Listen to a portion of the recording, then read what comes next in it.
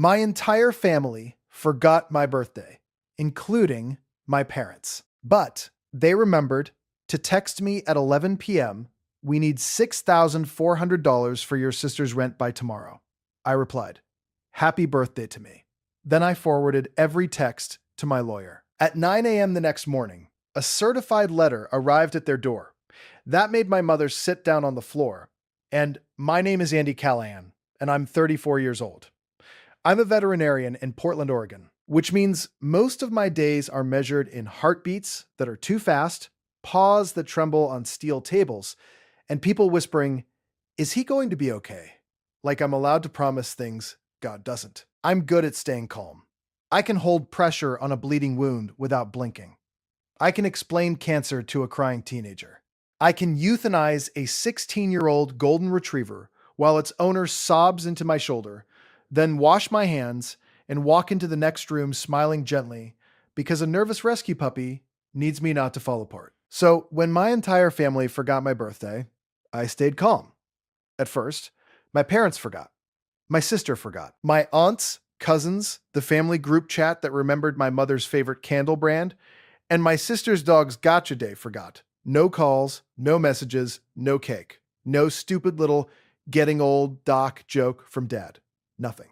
Then, at 11:04 p.m., my phone lit up. It was my mother. For half a second, I was pathetic enough to smile. I thought, there it is. Then I read the text. "Andy, we need $6,400 for Harper's rent by tomorrow morning. Don't make this about you. Your sister is already in tears." I stared at the screen. A second text came from my sister. "Harper, can you just send it tonight? I can't deal with one of your lectures. Mason says, you always make money weird." Then my father. "Family steps up. Don't embarrass us." And finally, Mason, Harper's fiance. "Bro, we all know you have money. Stop punishing Harper because nobody threw you a parade." Nobody threw you a parade. That was the only birthday reference I got from my family that day. I typed one sentence, "Happy birthday to me." Then I forwarded every text to my lawyer. Her name was Nora Patel. She had been waiting 2 years for me to stop calling abuse family pressure. At 9 o'clock the next morning, a certified letter arrived at my parents' front door. By 9:12, my mother was sitting on the hallway floor with 5 pages of legal notice in her lap, crying so hard my father had to brace himself against the banister.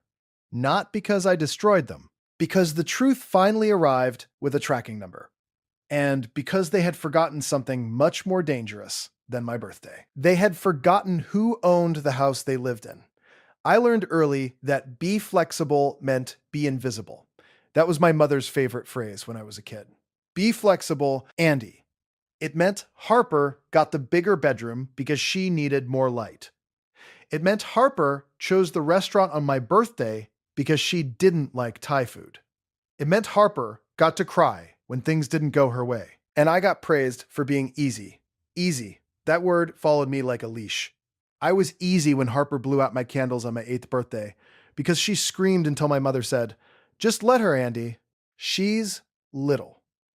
I was easy when Dad missed my soccer final because Harper had a dance recital rehearsal, not even the recital itself.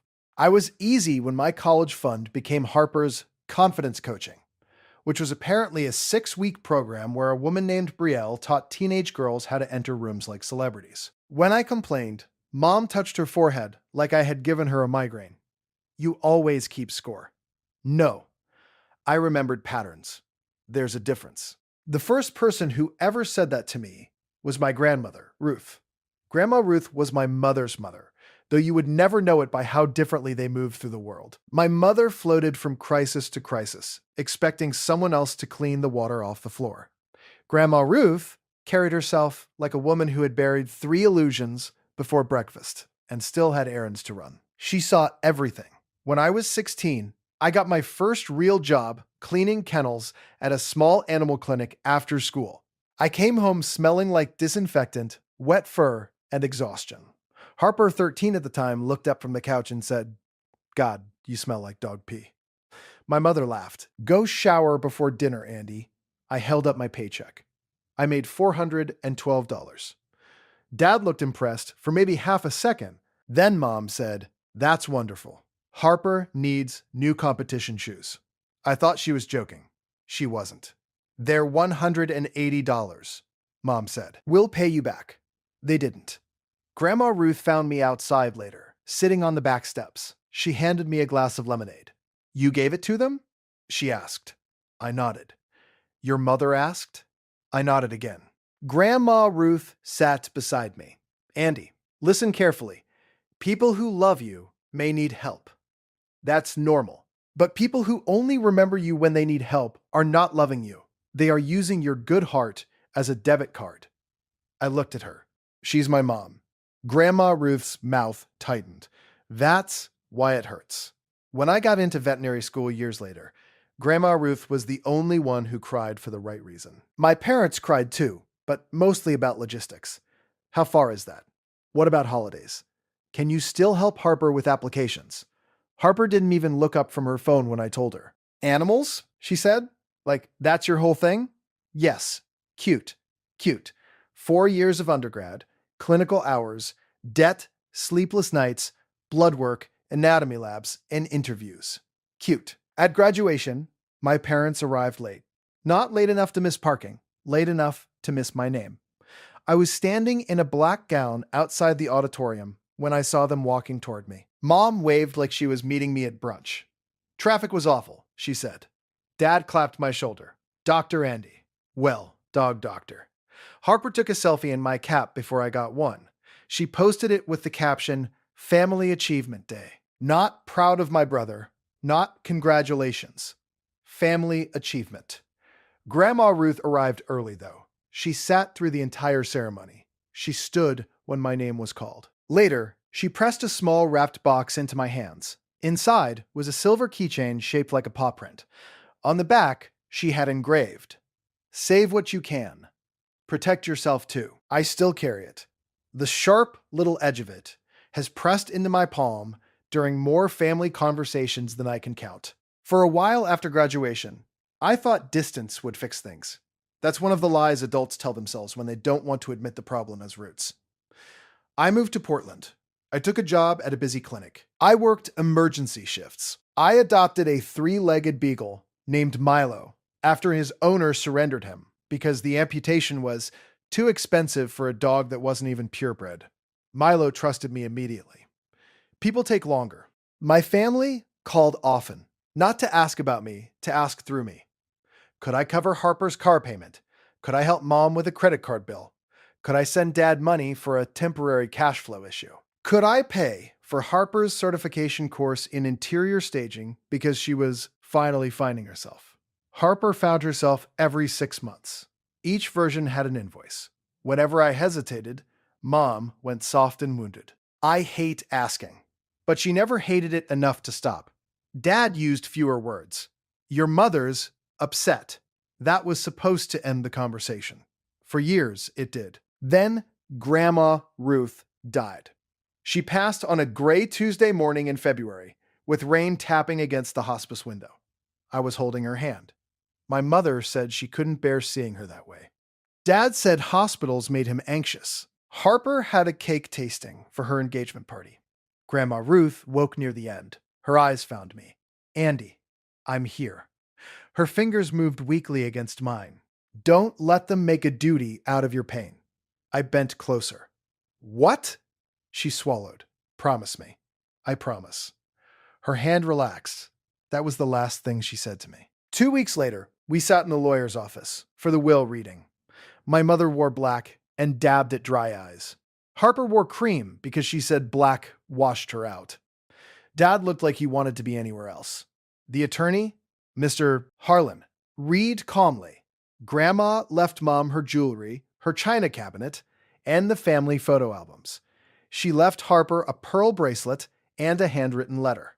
Then, Mr. Harlan turned a page. To my grandson, Andrew Callahan, I leave my home, located at 118 Cedar Lane, and the remainder of my investment account because he visited without being asked and loved without making a performance of it.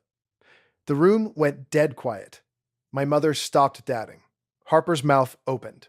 Dad looked at the carpet. I couldn't breathe. Mom spoke first. She left Andy the house? Mr. Harlan nodded. And the investment account? Yes. That's impossible. It is not. Mom turned to me. You knew. I shook my head. I didn't. You must have said something to her. I stared at my mother. I sat with her while she died. Is that what you mean? Dad murmured. Andy. No, not that time. I didn't apologize. Harper whispered, Wow. Grandma really picked a side. Mr. Harlan looked at her over his glasses. Your grandmother made decisions based on her own judgment. Mom stood so fast, her chair scraped the floor. She was my mother. Yes, I said quietly. And she knew you. Mom looked like I had slapped her. Maybe I had, with truth. Grandma's house was small, warm, and paid off. It had blue shutters, a narrow porch, and hydrangeas that refused to die no matter how badly my grandfather had pruned them. I didn't move into it because my life was already in Portland, but I kept it. Something about selling it felt wrong. It was the only place in my childhood where I had been fully seen. A year later, my parents called in a panic. Their mortgage was behind, then more behind, then legally dangerous. Dad had co-signed a loan for a friend from church who disappeared. Mom had credit card balances she described as not ideal, which turned out to mean catastrophic. They were going to lose their house, the house I grew up in. The house where Harper got the room with 2 windows. The house where I learned to swallow disappointment before it showed on my face. Mom cried on the phone. We have nowhere to go. Dad got on the line. I wouldn't ask if it wasn't serious. I should have said no. Or maybe I should have helped in a smaller way. Instead, I called Nora Patel. She was the attorney who had helped transfer Grandma Ruth's house into my name after Mr. Harlan retired. Nora was precise, calm, and impossible to manipulate. When I explained the situation, she was silent for a long moment. Then she said, Do you want legal advice or emotional permission to make a bad decision? I sighed. Nora, that means both. I can't let them be homeless. You can help them without handing them a knife and apologizing for bleeding. She structured everything. I bought my parents' house through an LLC called Cedar Lane Holdings. I paid off the arrears, I cleared the lien, I handled the back taxes. My parents signed an occupancy agreement allowing them to remain in the home for $1 per year, as long as they followed certain rules. No borrowing against the property, no renting it out, no major changes, no using my financial help as a basis to demand more. And one clause Nora insisted on twice. If they harassed, threatened, publicly shamed, or used relatives to pressure me into giving money, I could terminate the family support arrangement and convert it into a formal lease or notice to vacate. This feels cold, I said when I read it. Nora didn't blink. No, Andy, cold is what they do after you say no. This is insulation. My parents signed. They barely read it. Mom hugged me afterward and said, I knew you'd come through. Not thank you. I knew. As if my sacrifice had been scheduled. For 2 years, I paid property taxes. I replaced the furnace. I fixed the roof. I paid for a plumbing issue Dad ignored until the bathroom ceiling looked pregnant. They called it their house. At holidays, Mom would wave around the kitchen and say, We've been here 30 years. Everyone nodded. I said nothing. That was my part in the lie. Then Harper got engaged to Mason. Mason was handsome in the way expensive sunglasses are handsome. Shiny, hollow, easy to lose respect for once scratched. He called himself an entrepreneur. He had a podcast, 3 ring lights, and no visible income. He told people he was building a men's leadership platform. As far as I could tell, that meant charging insecure men $299 to hear phrases he stole from better books. Harper adored him because he made confidence look like wealth. They moved into a luxury apartment downtown. The rent was $6,400 a month. I laughed when Mom told me. Then I realized she wasn't presenting gossip. She was preparing me. No, I said. Mom sighed. I haven't asked anything yet. You're about to. Harper needs stability. Harper needs math.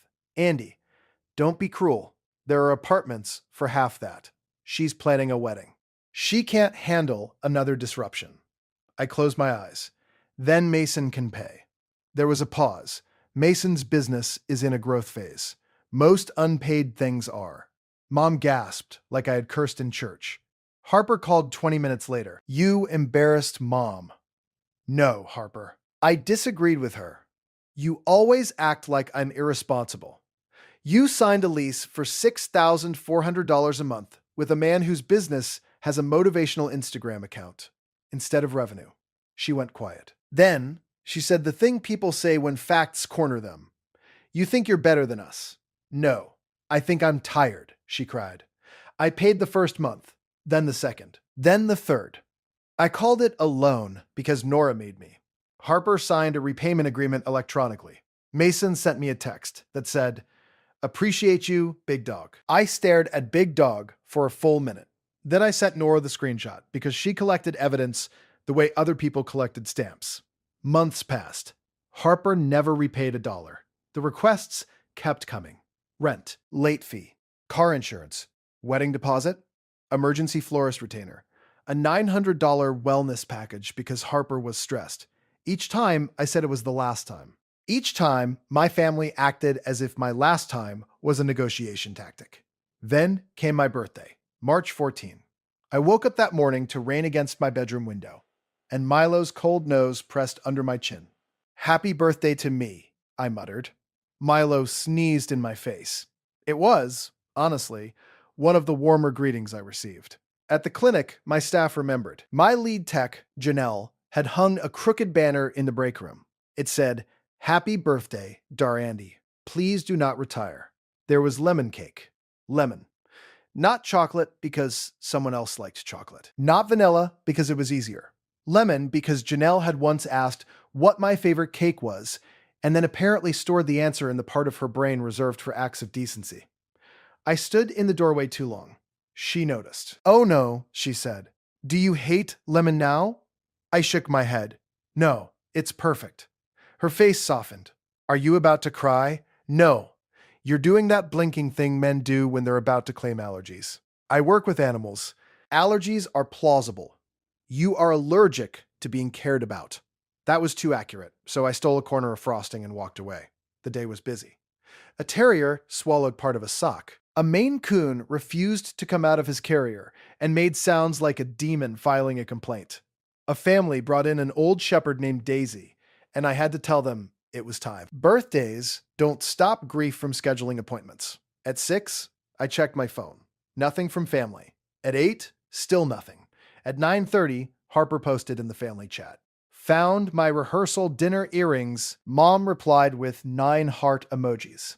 Dad wrote, "Beautiful, princess." Aunt Linda wrote, "You'll be the prettiest bride." I stared at the screen. Then I turned it face down. I was not surprised. That was the worst part. Pain gets quieter when it becomes familiar, but it doesn't become smaller. At 10:45, I sat on my couch with Milo's head on my knee and a slice of Janelle's lemon cake on a plate. I tried to be grateful for what I had. A home. A job I loved. Friends who knew my favorite cake. A dog who would follow me into a fire if someone dropped cheese there first. Then my phone lit up. "Mom, 11:04 p.m., Andy. We need $6,400 for Harper's rent by tomorrow morning. Don't make this about you. Your sister is already in tears." I read it once. Then again, something inside me did not break. It aligned. Harper texted, "Can you just send it tonight? I can't deal with one of your lectures." Mason says, "You always make money weird." Dad, family steps up. Don't embarrass us. Mason, bro, we all know you have money. Stop punishing Harper because nobody threw you a parade. There it was, the birthday acknowledgement. A weapon. I typed, "Happy birthday to me." Mom replied, "Andy, not tonight." Harper, "Are you serious?" Dad, "This is childish." Mason, "My bad if it's your birthday or whatever, but we have a real problem. Your birthday or whatever." I looked at Milo. He looked back with the solemn concern of a dog who understood none of the words and all of the mood.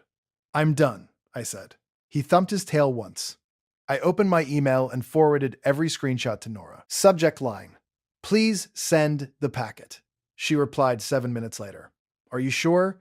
I looked around my quiet living room. At the keychain from Grandma Ruth on the table. At the lemon cake. At the phone still buzzing with people who had forgotten me until they needed money. I typed yes. Nora answered. Then it goes out at 9 a.m. I barely slept. At 8:40 the next morning, I parked across from my parents' house. My house, legally.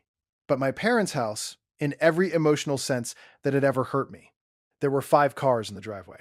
Mom's SUV, Dad's truck, Harper's white Lexus, Mason's black pickup, Aunt Linda's van. Of course, they had gathered reinforcements. They thought this was going to be a family intervention. They thought I would walk in, see my mother crying, Harper shaking, Dad disappointed, Aunt Linda concerned, and fold like wet cardboard. At exactly 9 o'clock, a courier pulled up.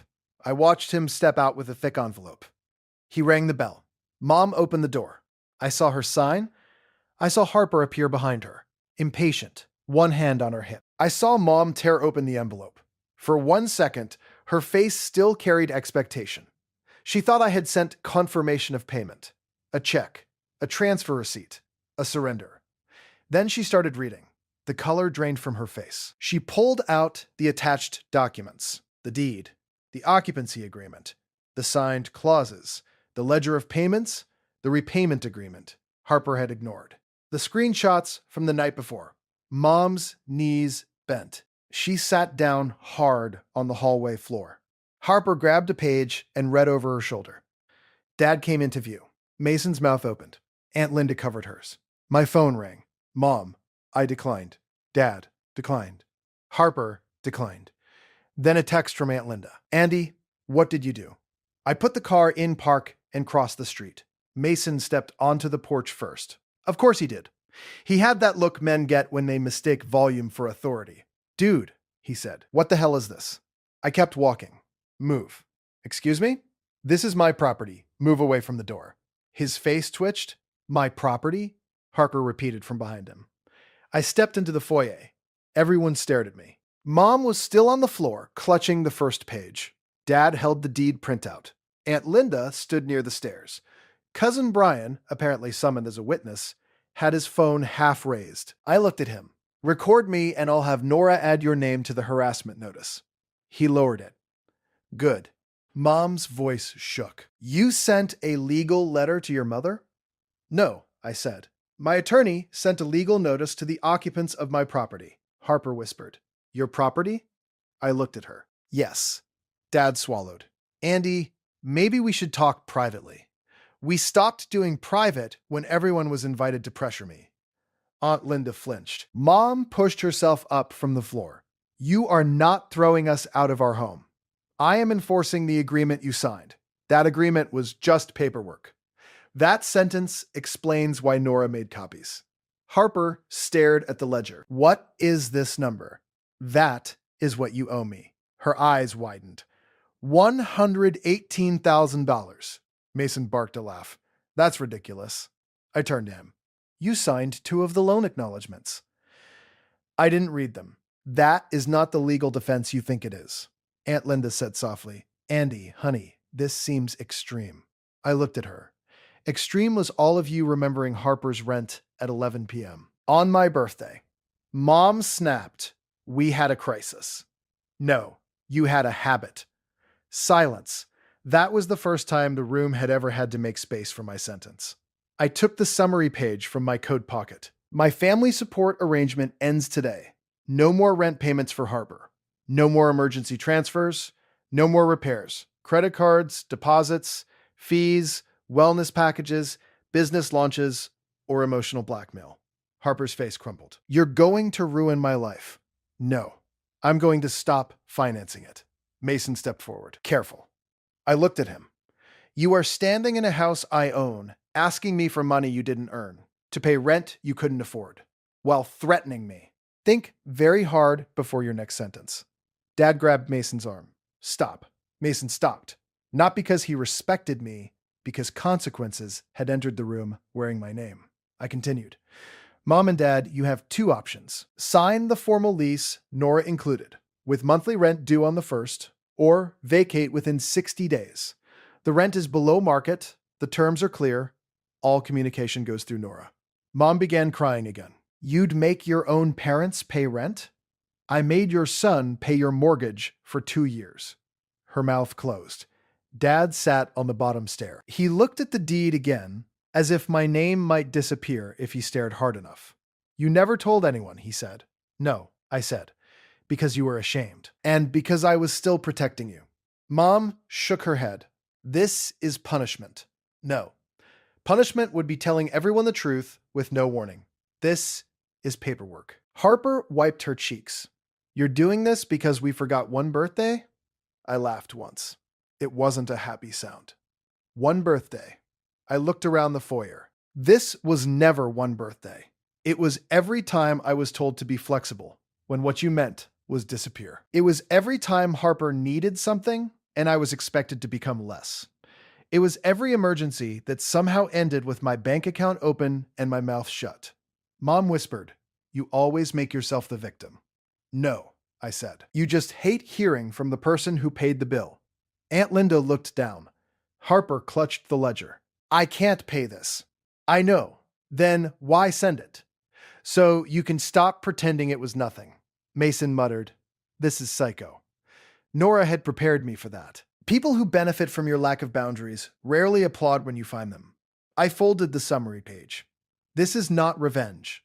This is reality. You don't get to rewrite what you did to me just because I finally kept records. Mom cried harder. Dad looked broken. Harper looked angry. Mason looked expensive and useless. I felt sorry for all of them. That surprised me. But pity is not permission. I stepped toward the door. From now on, legal matters go through Nora. Personal contact will be limited. I won't answer money requests. I won't attend gatherings where I'm expected to apologize for having boundaries. And I will not pay one more dollar to prove I love people who only remember me when something is due. Mom whispered, "Andy." I stopped. She looked smaller from the floor. "Happy birthday," she said. The words came too late. And because they came too late, they sounded like a key trying to open a lock I had already changed. I nodded. Thank you. Then I walked out. The first week was ugly. My phone became a weapon they kept throwing. Mom called 17 times the first day. Dad called 3. Harper sent paragraphs. Mason sent one voice message that began with, "Listen, man," and I deleted it immediately because nothing good has ever followed those words. Aunt Linda wrote, "You embarrassed your mother in front of everyone." I replied. She invited everyone before the letter arrived. I did not create the audience. Then I blocked the group chat. Not everyone, just the room where I had been outnumbered for years. Mom's voicemails changed flavor by the hour. Rage. I cannot believe you would humiliate this family. Grief. We did our best, Andy. Bargaining. Just help Harper this one last time, and we'll sign whatever you want. Then finally, the truth. What are we supposed to tell people? That one I saved. Not to hurt myself, to remind myself. Nora handled the rest. She sent Mason a cease and desist when he posted about financial abuse and tagged my clinic. She sent Harper a repayment demand with a settlement option that required no monthly payment for 6 months, only acknowledgement of the debt. Harper refused at first. Then Mason's parents refused to let them move into the guest suite unless they sorted out the money chaos. Funny how fast principles change when rent is no longer theoretical. Mom and Dad signed the lease on day 26. Nora told me Mom cried in her office. Dad asked whether the rent included repairs. Nora said, basic habitability, yes. Neglect, no. Mom said, Andy would never let us suffer. Nora replied, Andy has spent years preventing suffering. That is why we are here. I was glad I wasn't in the room. I didn't need to see my mother cry anymore. Her tears had been currency in our family. I had finally stopped accepting them as payment. 2 weeks later, Dad came to my clinic. Janelle found me between appointments. Your father is in the parking lot, she said. My stomach tightened. Is he making a scene? No. He's holding a paper bag and looking like a man who lost a fight with his conscience. That's very specific. I'm gifted. I went outside. Dad stood beside his truck. He looked older than he had 3 weeks before. Not frail. Just exposed. Hi, he said. Hi. He held up the bag. Birthday present. Dad. I know. Late. Yes. He winced. I stayed near the clinic door. A boundary is easier to keep when you don't step too far from the exit. He looked down at the bag. It's a mug. I waited. It says, World's Okayest Vet. Despite myself, I almost smiled. That's terrible. I thought you'd like it. I might have. His face changed. There it was. The consequence under the consequence. Not that he had to pay rent. Not that the family secret was exposed. That he had become someone whose gift I could not simply receive. He cleared his throat. I remembered in the morning. My birthday? Yes. But you didn't call. Your mother was upset about Harper. Then Harper came over. Then Mason started in. And he stopped. Everything was Harper. He didn't need to finish. I said, that's the whole problem. He nodded. For once, he did not defend it. I'm sorry, Andy. The words were small, late, not enough, still real. I let them stand. Thank you. He held out the bag. I didn't take it. Leave it with reception. Pain crossed his face, but he nodded. That was the first time I saw my father accept a boundary without arguing. It mattered. Not enough to fix everything, but enough to mark the ground. Harper moved out of the luxury apartment at the end of the month. She did not become homeless. She moved in with Mason's parents. The wedding was postponed. Mom described this to Aunt Linda as Andy forcing Harper to delay her future. Janelle heard it from someone's cousin's Facebook comment and asked if she could reply with a spreadsheet. I said no. She said, "You hate justice." I like quiet. Quiet is justice with a cardigan. I kept working, that saved me. Animals do not care about family drama. A cat with urinary blockage does not pause because your mother left a voicemail. A dachshund with back pain does not ask whether your sister is mad. Living creatures needed me in direct, honest ways.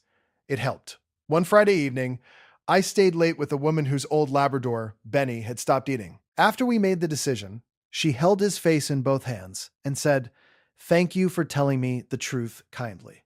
That sentence stayed with me. The truth kindly. That was what I had wanted from my family for years.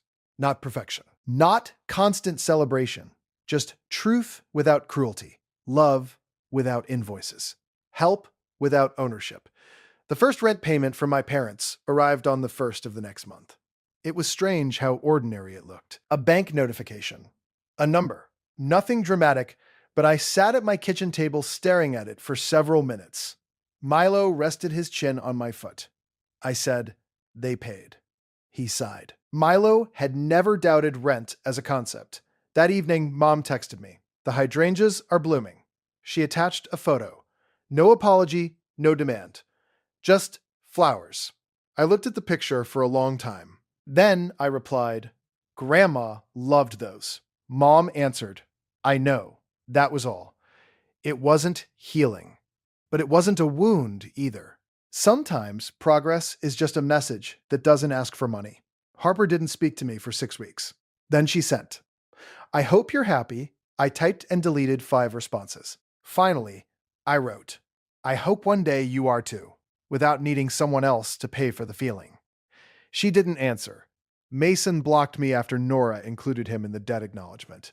Another miracle. Aunt Linda invited me to Easter. I asked who would be there. She said, "Everyone." I said, "Then no." She sighed. "Andy, families have to move on." I am moving on. You know what I mean. Yes. You mean I should come back and make everyone comfortable. Silence. Then, quieter. "I didn't know about the house. You didn't ask. I'm sorry I pressured you." It was the first clean apology I got. No if, no but. No things got out of hand. Just sorry. I accepted it. I still didn't go to Easter. Both things can be true. By summer, my life became smaller. In the best way. Fewer calls, fewer emergencies, fewer Sundays ruined by guilt. I started hiking again. I painted my kitchen green. I slept better. I took Milo to the coast and watched him bark at waves like they owed him money. Nora and I had lunch one afternoon near her office. She asked, "Do you feel guilty?" "Yes." "Do you regret it?" "No." She smiled. That's usually how you know it was a boundary and not an impulse. I thought about that for days. Guilt is not always a warning. Sometimes it is just withdrawal from being controlled. The next year, on March 14, I woke up before my alarm. Milo was snoring beside the bed. Rain tapped the window. For a moment, I braced for sadness out of habit. Then my phone buzzed. "Janelle, happy birthday, boss. Cake at noon. Pretend to be surprised. or I'll make it weird. I laughed. Nora texted, "Happy birthday. No legal documents scheduled today as a gift." Then Dad, "Happy birthday, Andy. Hope you have a good day." Mom texted 4 minutes later, "Happy birthday. I hope you feel loved today." I stared at that one. I did not cry, but I did sit down because there are some things you can want less and still feel when they arrive. I replied, "Thank you. I do." Not because they finally remembered, because I had built a day that did not depend on them. At the clinic, there was lemon cake again.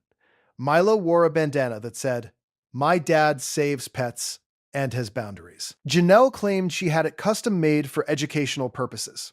That evening, I went home, lit a candle, and took Grandma Ruth's cupcake recipe from the old tin box where I keep her things. The card was stained with vanilla and age. Her handwriting leaned stubbornly to the right. I made lemon cupcakes from scratch, not because it was sad, because it was mine. I placed one on a small plate at the kitchen table. For a second, I imagined Grandma Ruth sitting across from me in her blue cardigan, watching with those sharp eyes. "I protected myself too," I said softly. Milo's ears perked up. I broke off a tiny piece of cake without frosting and gave it to him. "Don't tell Janelle." He swallowed immediately. A loyal accomplice. Later that night, I opened the old family group chat. Years of messages sat there. Requests, photos, arguments, invitations I had answered because guilt moved my fingers. I didn't delete it.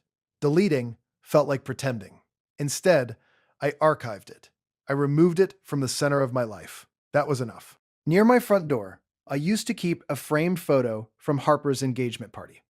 In it, I stood at the edge, half cropped out, holding someone else's coat. I took it down. I replaced it with a photo from the clinic. Me in scrubs, Janelle laughing, Milo on the exam table, wearing his ridiculous bandana. A lemon cake between us. People who remembered. People who did not need me empty to feel full. My family forgot my birthday. Then they remembered my money. For a long time, that would have been enough to make me open my wallet and call it love. Not anymore. I still save what I can. That is my work. That is my heart. But I finally understand that saving others does not require abandoning myself.